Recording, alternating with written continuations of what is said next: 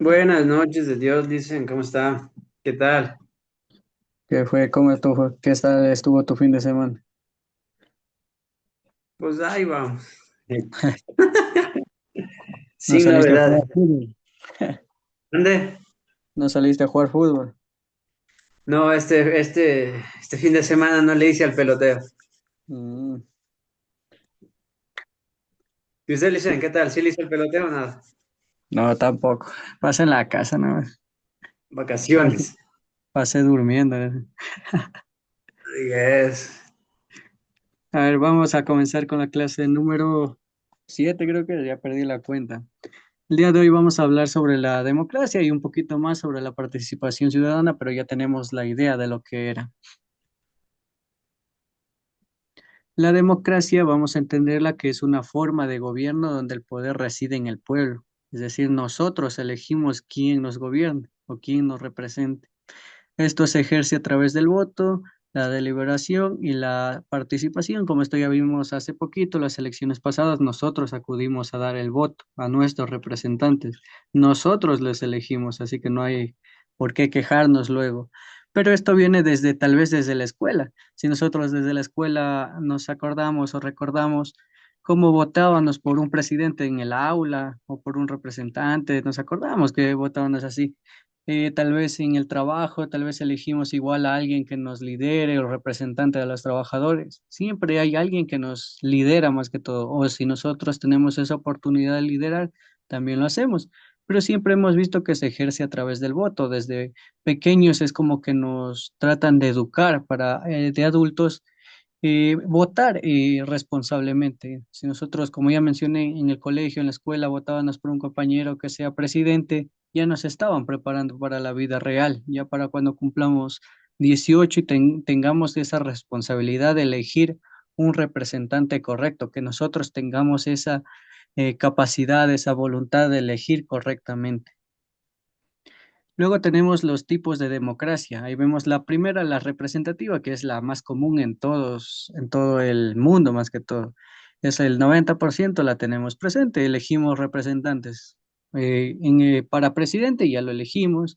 Luego nos vamos al trabajo, tal vez tenemos por ahí uno que nos represente en nuestra área, o tal vez un gerente, etcétera, algo que esté solo para nosotros, o tal vez representante de trabajadores en el colegio, como ya mencionábamos, tal vez el presidente del aula, y si nos vamos más global del colegio, el presidente del consejo estudiantil. Esa es la manera representativa de elegir. Luego tenemos la democracia participativa, es donde los ciudadanos toman las decisiones directamente. Esto se ve en las consultas populares, en los referéndums, donde quieren modificar la constitución y ahí nosotros tenemos el poder. Si decimos sí, pues se modifica y si decimos no, no pueden modificar. Nosotros tenemos el poder ahí. Luego tenemos la comunitaria, que esto más se practica en los pueblos ancestrales. Por ejemplo, en los pueblos indígenas, cuando hacen la justicia indígena, ahí se aplica estas tipos de democracias, tal vez hacen la justicia indígena y luego les entregan las autoridades, pero esta ley solo se puede aplicar dentro de ese pueblo, no lo pueden sacar. Es como que quieran hacer justicia indígena aquí en Quito, ahí en pleno centro, no hay cómo porque eso no está en la Constitución.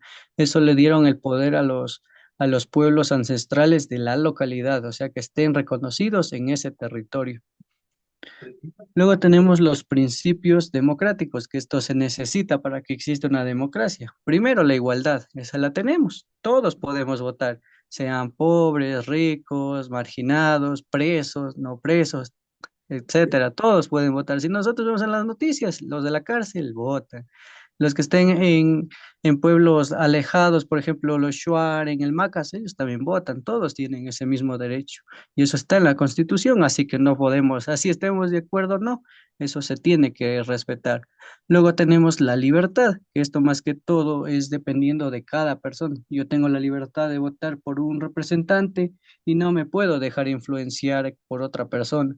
O tal vez no voy a depender de otra persona que me diga vota por él o vota por tal.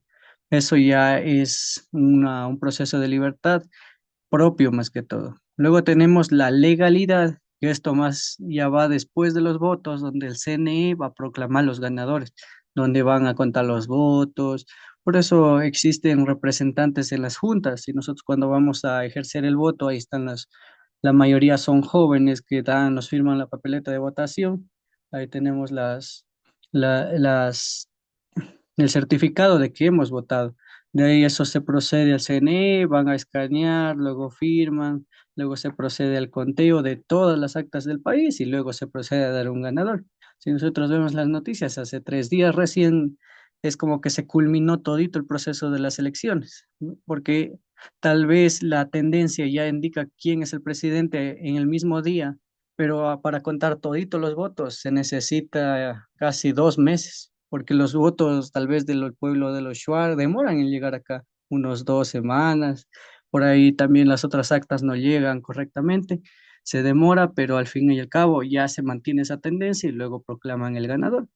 Luego tenemos la justicia que va más enfocado a las leyes de las votaciones. Por ejemplo, ¿no? en estas elecciones no había cómo tomar fotos así, porque te multaban con platica. O tal vez no vas a votar, te multan igual, $60 por ahí. Tal vez eres miembro de la Junta, también te multan. Esa es la justicia, eso está estipulado en la Constitución. Es un deber y hay que cumplirlo, porque si no, tienes que asumir la responsabilidad de, en este caso, que es pagar la multa. Y si no pagamos, pues se va acumulando y eso es peor. Luego tenemos el pluralismo, que es decir, todas las etnias pueden elegir un representante. Ya nos hemos dado cuenta que en Ecuador todos pueden votar, desde afros, tal vez los shuar, indígenas, aguas, sáchilas. Todas las etnias tienen el mismo derecho a votar y ahí existe el pluralismo. Aquí tenemos la importancia de la democracia, que primero va a garantizar los derechos de todas las personas, porque eso está en la Constitución. Tiene que garantizar a todas las personas que puedan acceder a ejercer el voto, tal vez a denunciar algún caso de corrupción, etcétera, pero tiene que garantizar esos derechos. Luego tiene que promover la paz y fortalecer la convivencia. Si nosotros nos damos cuenta cada que vamos a votar, tal vez yo voto en otra ciudad, me voy y me junto con mis amigos, con mi familia, etcétera, pero yo convivo con las personas ahí y es como que se fortalece esa convivencia. Luego tenemos esta participación ciudadana, que más que todo es el derecho a intervenir en decisiones públicas. Tal vez yo tengo la potestad de votar, lo hago, es un derecho y un deber. Opinar también lo hago, si yo puedo asistir a la asamblea y puedo mocionar. Luego puedo protestar y hemos visto las protestas a lo largo de nuestra historia. Luego podemos deliberar, tal vez acudir a algún debate de alguna agrupación política o organizarme, crear mi propio movimiento político, participar activamente, puedo ser elegible, me voto para asambleísta, etcétera. Eso ya depende de cada persona lo que desee. Aquí tenemos los mecanismos de participación. Primero, el voto. Ese es el más común que tenemos todas las personas porque casi el 90% solo vamos a ejercer ese voto. Luego tenemos la consulta popular, que ya mencionábamos en anteriores clases, que era más que todo para reformar la Constitución, para tal vez para cambiar artículos, etcétera. Luego tenemos una asamblea ciudadana, esta es más la Asamblea Nacional. Si nos vamos a la comunidad, tal vez tenemos ahí al presidente del barrio, etcétera, que sabe organizar fiestas del barrio, tal vez limpiezas, mingas, etcétera. Luego tenemos las iniciativas legislativas, esos son los grupos políticos cuando salen a protestar. En las anteriores elecciones por la gasolina creo que era, ahí acordaron un acuerdo, era que no podían modificar esa constitución, etcétera, de los subsidios. Y luego tenemos la revocatoria del mandato, que esta es muy rara, pero ya se ha dado. Hace poquito la del presidente Lazo, que los mandó, se fue con toditos a la casa, renunció y se fueron todos los poderes del Estado. Pero la otra tipo de revocatoria de mandato sucedió en 2004, en 1999, cuando salen las personas y lo sacan al presidente. Te fuiste, patitas, ¿para qué las quiero? Y se fue.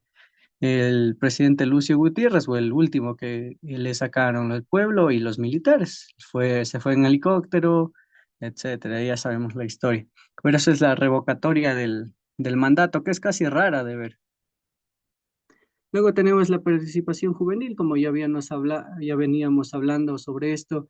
Es muy importante que los jóvenes puedan participar, estén organizados, tal vez desde la escuela, del colegio, con grupos estudiantiles, con consejos, con movimientos sociales, pero buscar la participación.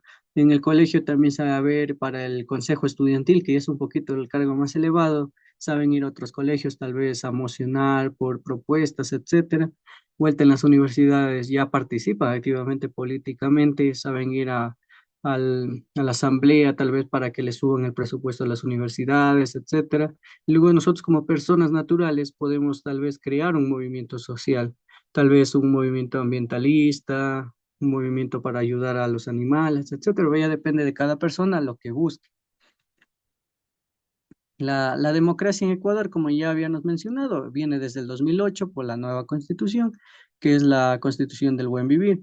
Eso donde se reconocía los derechos de participación directa, o sea, el pueblo podía participar directamente. Por eso, cada que quieren hacer algo, se necesita una consulta popular. No es que esa constitución la puedan modificar solo en la asamblea. Es muy difícil que pase por ahí. Siempre tiene que haber consultas populares para que se pueda modificar esa constitución porque cuando la crearon, ellos mismos pusieron esa parte. No puede haber modificaciones si el pueblo no quiere. No es como que el pueblo tiene el poder en sus manos. Aquí tenemos las amenazas de la democracia. Primero, como siempre, la corrupción. Siempre está presente desde pequeños. Desde nosotros, si nos damos cuenta desde niños, nos enseñan un poquito a ser sobornados por ahí. Si te portas bien, te compro. Si sacas buenas notas, te compro por ahí ese juguete. Vamos al colegio y es un poquito más peor. Ahí pondrás vivo vivo. Le ofrecen dinero al profe por pasar una materia. Tal vez en el bar, tal vez la señora se equivocó, me dio el vuelto mal. También son actos de corrupción que son pequeños, pero luego eso se va creciendo. Y como ya crecí con eso, posteriormente tal vez me salí, me creé un movimiento social y me voté para asambleísta. Sigue la corrupción en mí y posteriormente la voy a aplicar a escalas más grandes y así tenemos el problema que siempre nos quejamos luego. Es que todos son corruptos, pero no nos damos cuenta que eso viene desde nuestras bases, de nuestros valores, tanto en casa como en la escuela, colegio. Luego tenemos el autoritarismo, que es ya cuando una persona quiere quedarse en el poder eternamente, o sea, quiere ya, dice, no, hagamos reformas a la Constitución, cambiemos para que dure más el periodo, o tal vez pongamos la reelección indefinida, etcétera. Así sucede en algunos países y ya el presidente se queda por muchos años, 30, 40, 50 años, siguen en el poder a veces funciona, a veces no, pero ya depende de cada país, como digo. Por ejemplo, en China, el presidente, el Xi Jinping, ya va como 20, 25 años ya ahí. Y le ha funcionado. Si nos damos cuenta de China, vienen todos los productos. El IBE es el primer mercado, pero es un país que tiene el autoritarismo presente. En Rusia, de igual manera en Corea, y hay ciertos países que tenemos el autoritarismo, también en Venezuela, que recién igual está, que duran los periodos muy largos. Luego tenemos la manipulación de información. Esto es muy reciente más que todo. Todos pueden modificar, hasta pueden crearse con IA ahora, con inteligencia artificial, crean noticias falsas. Tal vez que un presidente, como en las elecciones, cuando estábamos en campaña, tal vez le hacían videos a Novoa que estaba así hablando otras cosas o a Luisa también que hablaba otras cosas, y era solo inteligencia artificial, eran modificaciones.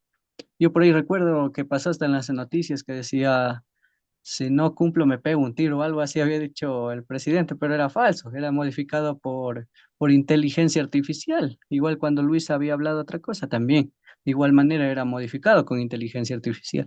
Esta es la manipulación de la información, cosa que a veces las personas, como no investigamos, se dejan llevar y pueden cambiar el voto, se pueden ganar el voto. Luego tenemos la democracia y la responsabilidad.